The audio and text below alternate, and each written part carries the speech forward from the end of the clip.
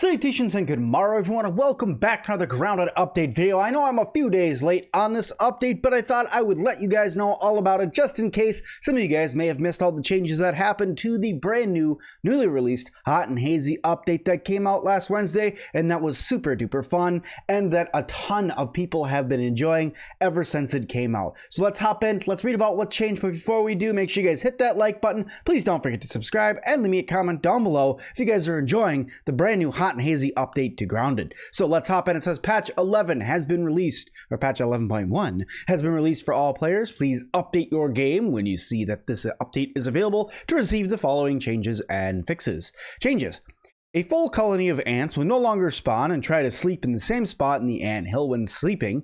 Reduces ant bunches at night. So, okay, so in other words, what's happening right now is the red ants are over spawning. Even though they adjusted it, they're still over spawning at night. This is due to a lot of things, whether they wanted to up the spawn rate for the red ants. They also added a lot of red ant eggs. And when you add red ant eggs, they do have a hatching period. And when they do hatch, you end up getting more red ants in your backyard. So that's what's kind of causing this, but they're not going to bunch all together anymore. This bunching was causing some pretty cool crashing. All right, item slots now show the weapon upgrade type: tough, mighty, fresh, salty, spicy, all that. Instead of the level number, the item level number can still be viewed in the description box. Okay, cool. So, in other words, you're going to be able to see what's going on with your item a little bit better. So if you're like mighty and all that, you're going to be able to see it right off of the bat, which is pretty cool. Another cool thing that I want to give a little bit of a shout out during this video too is the next video that's coming out today is going to cover all of the weaknesses of the bugs to the different types of damage in the yard. So super helpful for all of you guys. So I'm just going to let you guys know that is what we are going down for right now. The next video will be their weaknesses. So let's continue reading. Cactus Hazard has a cooldown before hurting you again. That's good because people were getting killed by that just by running into them. The empty jar underneath the picnic table has been adjusted to make it easier to get out of. By the way, this jar has been labeled as the milk molar jar, so it's not a jar that had a specimen in it or anything like that. Fence planks near the hedge have been updated with the new fence art. Great. Treasure in the sandbox will randomly respawn instead of all spots respawning at the same time. That's good because the treasure in the sandbox should randomly respawn. It shouldn't all just go boop every time. Makes it so it's a little grindy in that area.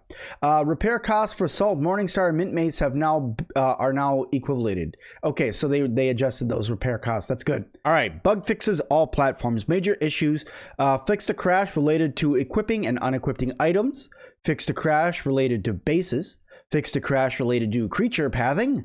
The switch to main lab room in the Black Ant Hill will no longer get stuck in a bad state. So in other words, if you guys are having a problem with opening up that main lab room and the door would close on you if you died, that's not going to happen anymore.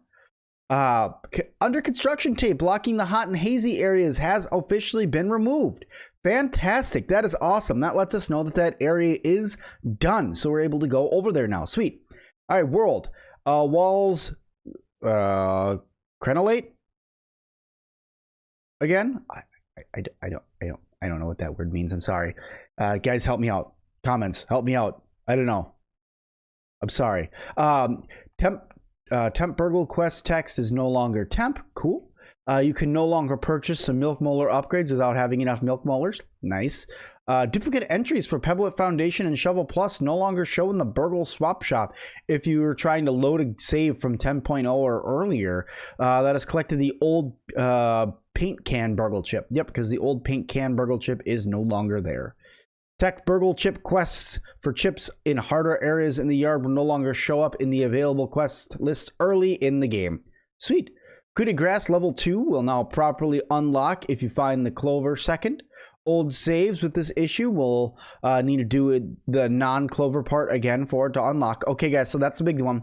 If you have coup de grace already, or you got coup de grace from the die, and then you go back and try to get it from the clover, you need to go to the clover and then back to the die and do the die again. And then it will give you your coup de grace perk too. That's a big one to shout out there.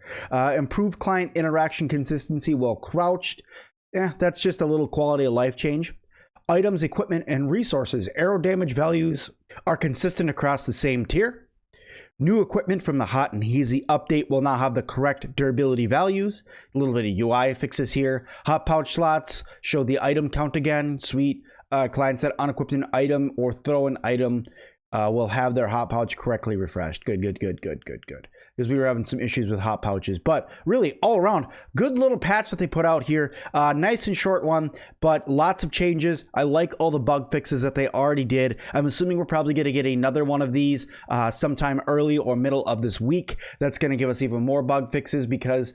look, there's a lot of people that join the public test server and do a lot of work for the team, which is fantastic, finding bugs, showing them different things, fixing all the crashes and stuff. But at the end of the day, once the full community gets in there and they really start getting their teeth sunk into this update, I mean, the test server team is like 1/3 of the actual team that plays the game. So like you have the test server group of people, it's maybe, you know, I don't know, let's give a random number in the dark of 10,000. But then the real number will come in of 50,000 people will come and start playing the update, and all of a sudden new bugs and stuff will come out of the woodwork. So it's cool that we're getting these done. Hopefully there's a couple more changes. We're really still holding out for that spicy weapon, guys. I don't know if we're going to get it, but we're holding out for it. But like I said, guys, the next video will go over all of the weaknesses for you guys in the game for each of the different types of bugs. I hope you guys are excited about that video. But while we're on this one, please make sure you guys hit that like button. Please don't forget to leave me a comment down below. Also, please don't forget to subscribe. And as always,